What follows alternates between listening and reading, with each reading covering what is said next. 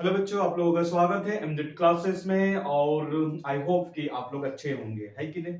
तो जैसा कि मैं देख रहा हूँ कि आप लोग चैनल पे काफी सपोर्ट कर रहे हैं और मैं चाहता हूँ कि आप लोग भी इसी तरह आगे सपोर्ट बनाए रखें, ताकि मैं आप लोगों के लिए या हमारे जियाउर सर आपके लिए अच्छे अच्छे कंटेंट लेके आए आप और आपकी एग्जाम की तैयारी अच्छे से हो। तो आज हम लोग एक नए टॉपिक के साथ, नए उमंग के साथ, नए जोश के साथ आए हैं। तो प्लीज गाइस, आप हम लोग हमारे वीडियोस को ज्यादा से ज्यादा सपोर्ट करें, देखें, उन्हें शेयर करें। और आप ज्यादा को शेयर नहीं कर सकते, लेकिन कम से कम एक इंसान को जरूर शेयर कर सकते हैं, ताकि आपके बेनिफिट के साथ आपके दोस्तों को भी अच्छी तैयारी हो सके। तो चलिए गाइस, हम लोग चलते हैं अपने टॉपिक की ओर। जैसा कि आप टॉपिक देख रहे हैं कि मेरा क्या है सर, ब्रीथ है।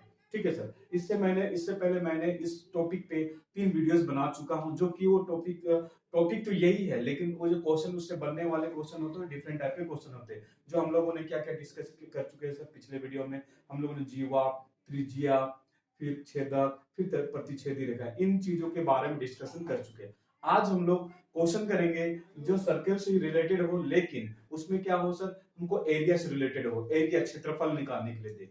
तो ऐसे क्वेश्चन को कैसे किया जाता है, तो चले उसके लिए सबसे पहले हम लोग कुछ बेसिक पॉइंट के बारे में जानकारी ले लेंगे। ठीक, तो चलिए देखें। सबसे पहले हम लोगों को पता होना चाहिए बेसिक नंबर 1। बेसिक नंबर 1, हमें ब्रीथ के बारे में पता होना चाहिए। ब्रीथ का क्षेत्रफल क्या, सबसे पहले जाने। ये मेरे पास ब्रीथ है, ठीक सर। तो ब्रीथ में जो आपके पास सेंटर से यहां तक का जो डिस्टेंस होता है, वो आपका क्या कहलाता है सर, त्रिज्या कहलाता है। मतलब ये वाला दूरी कितना हो गया, त्रिज्या।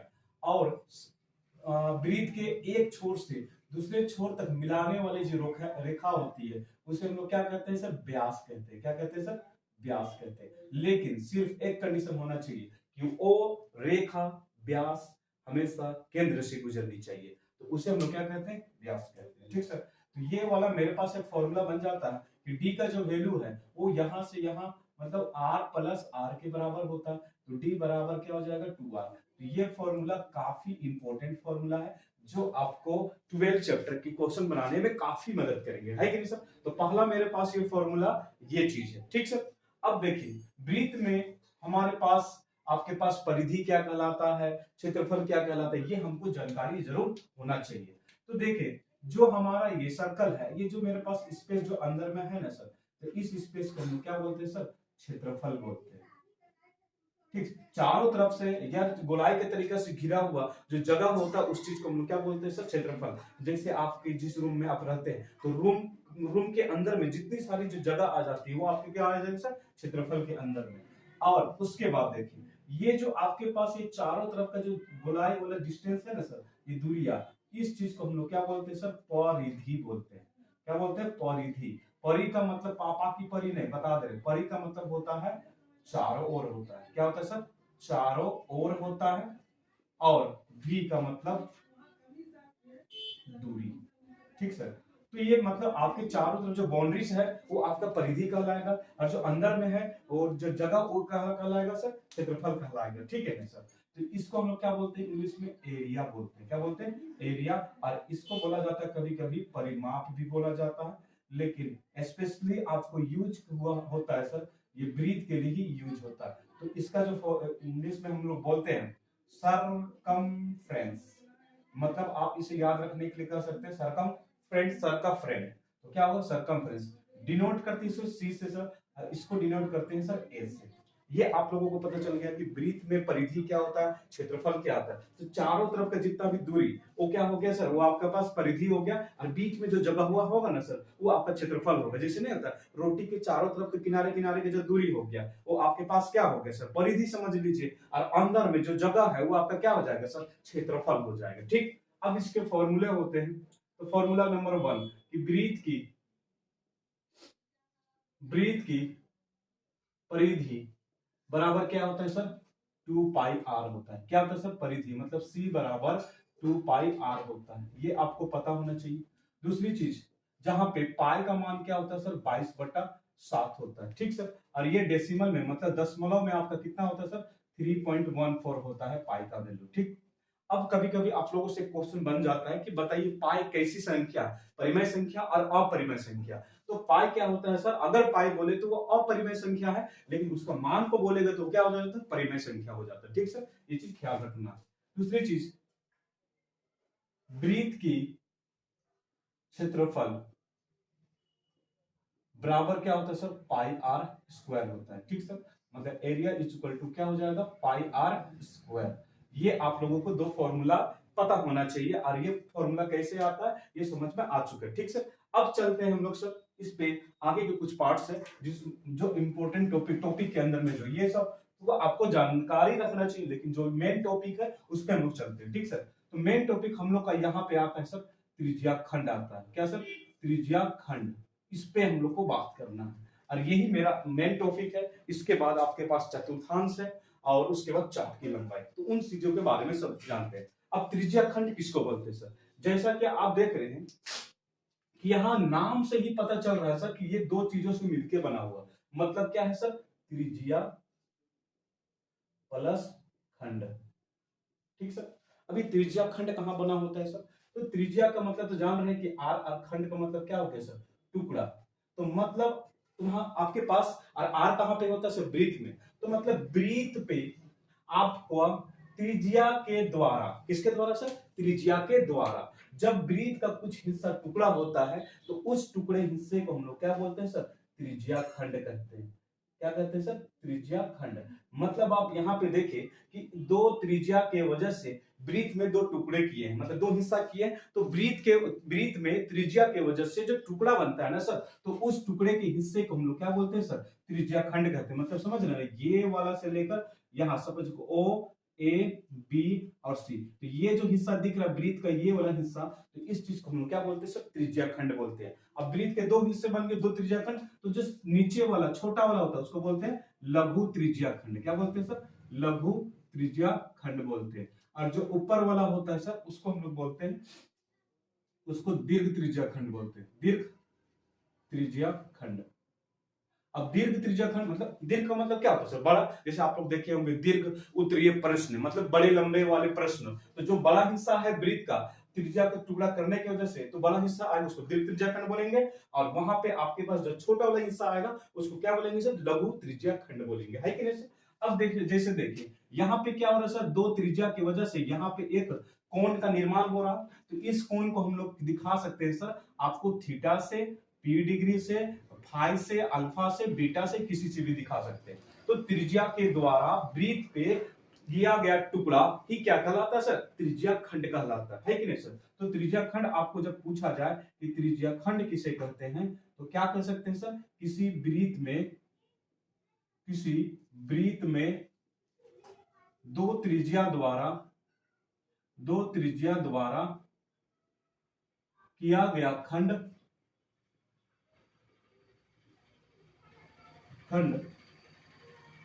त्रिज्या खंड कहलाता है। क्या कहलाता है, त्रिज्या खंड कहलाता है।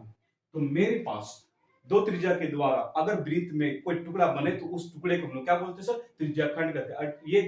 ये टुकड़े दो प्रकार के हो सकते हैं, जो बड़े वाले हिस्से होते हैं उसको बोलेंगे दीर्घ त्रिज्या खंड, और जो छोटा वाला होगा उसको क्या बोलेंगे सर, लघु त्रिज्या खंड। ठीक है सर, तो इसके फॉर्मूले रखते हैं। अब जैसे देखिए ये त्रिज्या खंड आ गया, तब त्रिज्या खंड का फॉर्मूला भी तो होगा ना सर, उसका कितना सा क्षेत्र को कवर कर रहा है तो उसका क्षेत्रफल भी तो होगा। तो उस चीज को निकालने के लिए फॉर्मूला कैसे बनाया जाता है उसके पे काम करते हैं। चले इधर पे कुछ हिस्सा मैं मिटा देता हूं। तो आप देखिए यहाँ पे मेरे पास ये टुकड़ा निकल गया त्रिज्या खंड का, तो ये त्रिज्या खंड का ये टुकड़ा, तो ये आपके पास आर, ये आर, और यहां से यहां का जो कोण का निर्माण हो रहा है उसको हम लोग क्या बोलेंगे सर, थीटा बोलेंगे। तो ध्यान से देखिए त्रिज्या खंड का क्षेत्रफल का फॉर्मूला क्या होता है सर, त्रिज्या खंड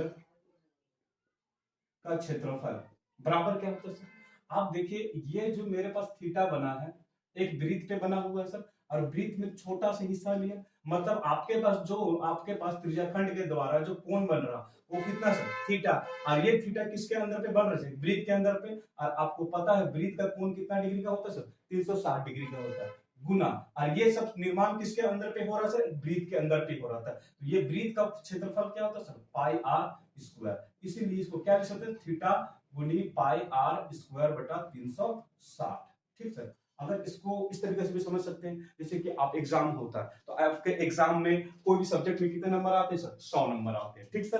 तो उसमें क्या करते हैं, अब उसमें ले आते हैं आप 70 नंबर, तो आप 70 नंबर किधर लिखते हैं सर? ऊपर में लिखते, किस में लाए हैं सर? 100 में। इसलिए क्या करते हैं सर? 70 को ऊपर, 100 को नीचे। मतलब इसका मतलब ये होता है कि आप 100 नंबर में 70 नंबर लाए हैं, इसका मतलब। सेम उसी प्रकार मेरा जो थीटा कहां बन रहा है सर? ये ब्रीथ पे बन रहा है, मतलब ब्रीथ पे कितना डिग्री कोण बनता है सर? 360 डिग्री। 360 डिग्री में जितना कोण बन रहा है उसको ऊपर लिखेंगे गुना, किसके बारे में बात करें? किसके अंदर बना हुआ सर? ब्रीथ के अंदर पे बना, तो ये ब्रीथ का क्षेत्रफल को गुना करेंगे। समझ में आ रहा ना सर? अब ये क्वेश्चन आपको अलग अलग तरीके से पूछा जा सकता है सर। पूछा जा सकता है कि आर त्रिज्याखंड वाले, आर त्रिज्याखंड वाले त्रिज्याखंड का क्षेत्रफल क्या होगा?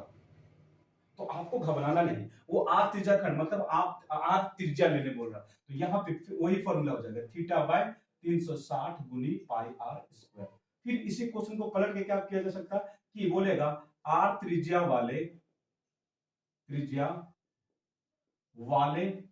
पी डिग्री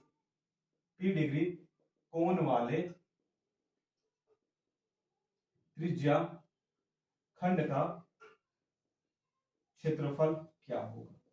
सर आपके पास क्या कर रहा है, थीटा की जगह में वहां पे पी डिग्री, मतलब वहां पे डिनोटेशन जो हम लोग का एंगल होगा उसको अलग तरीके से दिखाने की कोशिश कर रहा है। तो कुछ नहीं करना है, वही चीज थीटा की जगह में क्या लेके चलेंगे सर? यहाँ पे देखना, ध्यान से देखिए, थीटा की जगह हमको क्या रखने बोल रहे हैं सर? P degree. मतलब आप यहाँ पे क्या रखिएगा? पी डिग्री बटा 360 गुनी और यहाँ पे सर पाई आर स्क्वायर, ये फॉर्मूला हो जाएगा। तो थीटा की जगह में कुछ भी रख सकते हैं, एक्स वाई जेड जो भी, लेकिन नीचे वाला कभी चेंज नहीं होगा सर। क्यों? क्योंकि ये वृत्त का होल सर्कल का एंगल बता रहा है कितना कोण है उसका, ठीक सर।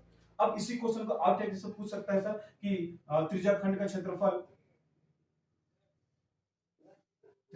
का क्षेत्रफल आपको इस प्रकार कर सकता है, ऐसे करके थीटा बाई 360 गुनी 360 नहीं सर 720 गुनी 2 पाई आर स्क्वायर, ऐसे करके भी दे सकता है। पूछेगा बताइए त्रिज्याखंड का क्षेत्रफल होगा कि नहीं होगा? तो आप लोग सोचते होंगे कि सर हम लोग को बताए थे भाई थीटा बाई 360 और पाई आर स्क्वायर होता है, अरे कहां से 720 दे दिया, ऐसे सोचिएगा। लेकिन नहीं सर, आप इसे जब काटिएगा 2 1 2 2 3 6 2 6 12, मतलब ये फिर से जैसे हम लोग बेसिक जो फॉर्मूला पढ़े थे 360 गुनी pi are square, same to same वैसी फॉर्मेट में आ जाएगा। तो आपके पास कुछ भी रहे, आपके पास कुछ भी रहे, नीचे कुछ भी नंबर रहे, तो ये नहीं देखना, आपको ये देखिए कि आपको यहाँ पर पाई आर स्क्वायर रहा, मतलब आर स्क्वायर रहा, तो आपको समझ जानी है कि वो किस चीज का फॉर्मूला के बारे में बात कर रहा है सर? त्रिज्याखंड का क्षेत्रफल। और उसको काटने की कोशिश करें, कुछ भी नहीं, जैसे देखिए यहाँ पे नंबर मेरे पास क्या था 720 ऊपर में 2 पाई आर स्क्वायर, तो मैंने यहाँ पे कट करके कितना लाया sir? Theta by 360 pi are square. मतलब आपको फाइनली कुछ भी रहेगा तो उसको काटना, और नोटेशन पे आपको याद रखना है वहां पे आर स्क्वायर एनी हाउ रहेगा। जब कभी भी त्रिज्याखंड क्षेत्रफल के बारे में बात करेगा तो वहां पे आर स्क्वायर जरूर से जरूर रहेगा, ठीक है कि नहीं सर? तो इस प्रकार ये त्रिज्याखंड के बारे में हम लोगों ने जाना कि क्या होता है सर। त्रिज्याखंड किसी भी वृत्त पर त्रिज्या के द्वारा एक कोण बनता है, एक कोण का एक टुकड़ा बनता है, उस चीज को क्या बोलते हैं सर? त्रिज्याखंड बोलते हैं, ठीक सर। और जहां पे थीटा कोण को दर्शाता है, आर आपके पास त्रिज्या को दर्शाता है, तो उसका फॉर्मूला क्या होता है? थीटा बाय 360 गुनी पाई आर स्क्वायर। अच्छा, पाई आर स्क्वायर को आगे भी शिफ्ट कर सकता है, थीटा बाय 360 को पीछे भी रख सकता है, ठीक सर। तो इस प्रकार इस फॉर्मूले का निर्माण होता है और ये फॉर्मूला बनता है। आई होप आप लोगों को ये त्रिज्याखंड के बारे में सारा चीज डाटा पता हो चुका होगा, मालूम चल गया कि कैसे कोई भी फॉर्मूला बनता है कि नहीं सर? तो आई होप आप चलते हैं अपने नेक्स्ट पॉइंट के बारे में, जो हम लोगों का है क्या सर? वो हम लोगों का चतुर्थांश एक टॉपिक है, इसी पे आता है, ठीक सर। तो आप लोग प्लीज इसे नोट डाउन कर ले और थोड़ा हम लोग चलते हैं अपने अगले टॉपिक की ओर।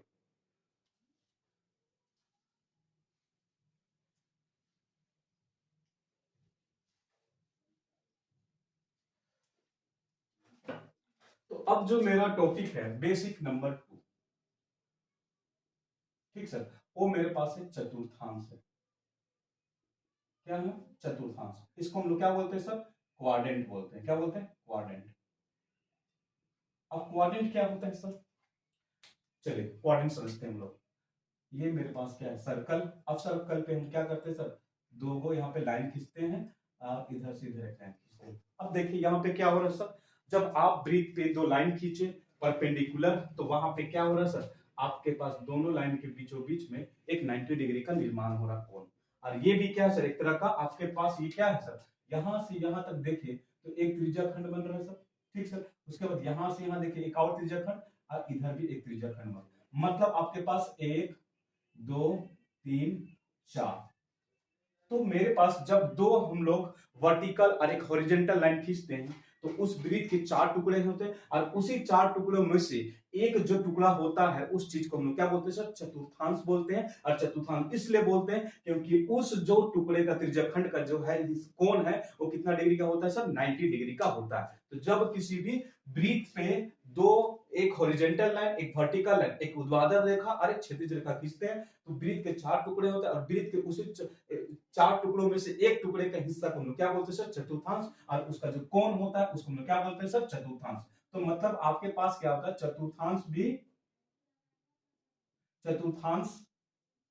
भी त्रिज्याखंड होता है,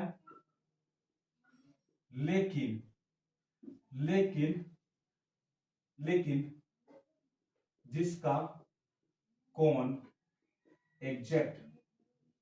एग्जैक्टली 90 डिग्री होता है। मतलब वृत्त पे दो रेखा के डालने की वजह से 4 टुकड़े होते हैं और उन टुकड़ों में से प्रत्येक को हम लोग क्या बोलते हैं, त्रिज्याखंड। लेकिन उस त्रिज्याखंड का जो कोण होता है वो कितना डिग्री होता है, 90 डिग्री का। तो उस हिस्से को हम लोग क्या बोलते हैं सर, चतुर्थांश कहते हैं। क्या बोलते हैं, चतुर्थांश कहते हैं। तो ये आपका क्या हो गया, चतुर्थांश। ड्यू टू किसके वजह से सर, कि थीटा का वैल्यू कितना आ गया सर, 90 डिग्री आ गया। ठीक सर। तो चतुर्थांश का क्षेत्रफल का फॉर्मूला क्या होता है, चतुर्थांश का क्षेत्रफल का फॉर्मूला थीटा बाई 360, वही वाला फॉर्मूला यूज करना है। लेकिन अब देखिए कि कैसे 1/4, मैं डायरेक्ट आपको लिख देता हूं, उसके बाद उसका डेरिवेशन करके दिखाता हूं। तो 1/4 गुनी पाई आर स्क्वायर होता है। क्या होता है सर, 1/4 गुनी पाई आर स्क्वायर, 1/4। अब ये कैसे आता है 1/4, तो इसे देखने की कोशिश करें। वही फॉर्मूला त्रिज्याखंड का, क्योंकि मैंने आपको बताया कि चतुर्थांश भी एक क्या होता है सर, त्रिज्याखंड होता है। वही चीज यूज करते, थीटा बाय 360 गुनी पाई आर स्क्वायर। तो थीटा मेरे पास कितना है सर, 90 डिग्री, और नीचे कितना सर, 360। 0 से 0 कैंसिल, 9 चौके 36 गुना पाई आर स्क्वायर। फाइनली मेरे पास फॉर्मूला क्या बन के आ जाता है सर, 1 गुनी पाई आर स्क्वायर, या इसी को हम लोग क्या लिख सकते हैं, पाई आर स्क्वायर बाय 4 लिख सकते हैं। कि मतलब ये 1/4 पाई आर स्क्वायर कैसे आया कि सर मेरा यहाँ पे ऐसा त्रिज्याखंड जिसका कोण कितना डिग्री है, 90 डिग्री है। तो उसको जब हम पुट आउट करते हैं तो मेरे पास कट के क्या आ जाता है सर, 1/4 पाई आर स्क्वायर आ जाता है। तो इस तरीके से ये फॉर्मूला का निर्माण होता है सर। तो आपसे अगर कभी पूछा जाए क्वेश्चन में कि बताइए चतुर्थांश क्या त्रिज्याखंड का एक प्रकार है, तो आपको कहना है यस सर, ये त्रिज्याखंड मतलब चतुर्थांश त्रिज्याखंड का एक प्रकार है। और वो कैसे है, क्यों, क्योंकि उस त्रिज्याखंड का जो कोण का निर्माण होता है वो 90 डिग्री होता है। अब मैं इसे आपको ट्रिकी तरीका से याद रखने के फॉर्मूला को बताता हूं। ठीक सर, देखिए आप यहाँ पे चतुर्थांश का फॉर्मूला कैसे बनेगा सर, चतुर्थांश का फॉर्मूला कैसे, आप देखिए 1 2 3 4, ये क्या है सर, एक हिस्से को हम लोग चतुर्थांश बोलते हैं। तो ये आपका first quadrant, second quadrant, third quadrant, fourth quadrant. तो क्या होता है सर, टोटल मेरे पास कितना टुकड़ा है सर, 4 टुकड़ा है। उसमें से किसी एक टुकड़ा को लेंगे तो 1/4, मतलब आपके पास चार मतलब 4 नंबर है, उसमें से एक टुकड़ा आ गया। तो चौथे मतलब चारों हिस्से में से एक हिस्से को क्या बोलेंगे, चतुर्थांश। और किसके अंदर पे बन रहा सर, ब्रीथ पे बन रहा है, इसलिए क्या लगा देंगे, पाई आर स्क्वायर। तो सिंपल से ये बन गया। मतलब और इसको और तरीके से चतुर्थांश, तो 4 से 4 और 4 से चतुर्थांश, इसलिए 4 नीचे एक हिस्सा, इसलिए 1/4 गुनी पाई आर स्क्वायर। तो ये आपका चतुर्थांश इस तरीके से बन सकता है, जिस तरह से बनाया जाता है, और इसको ऐसे डेरिवेशन करके पता कर सकते हैं। अगर एग्जाम में आपको याद नहीं होगा तो चतुर्थांश मतलब सिंपल सा क्या सर, चतुर्थांश 4 से 4 और 4 से चतुर्थांश, तो 1/4 गुनी किस पे बन रहा है चतुर्थांश सर, ब्रीथ पे बन रहा है, इसलिए क्या लगाएंगे सर, पाई आर स्क्वायर लगाएंगे, है कि नहीं सर। तो आई होप ये टॉपिक भी आपको क्लियर हो गया होगा क्षेत्रफल निकालने के बेसिस पे। अब हम लोग चलते हैं अपने थर्ड टॉपिक की, जो टॉपिक मेरा क्या है सर, ब्रीथ खंड पे चलेंगे। ठीक सर, तो चले अब चलते हैं अपने अगले टॉपिक की ओर।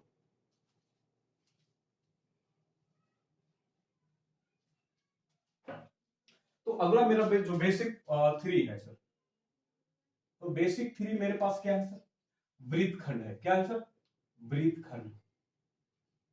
अब वृत्त खंड पे हम लोग बात करते हैं। ठीक सर, तो वृत्त खंड किसको बोलते हैं, सबसे पहले वृत्त खींच लेते हैं। अब यार क्या करते हैं सर, यहाँ पे एक लाइन खींच देते हैं।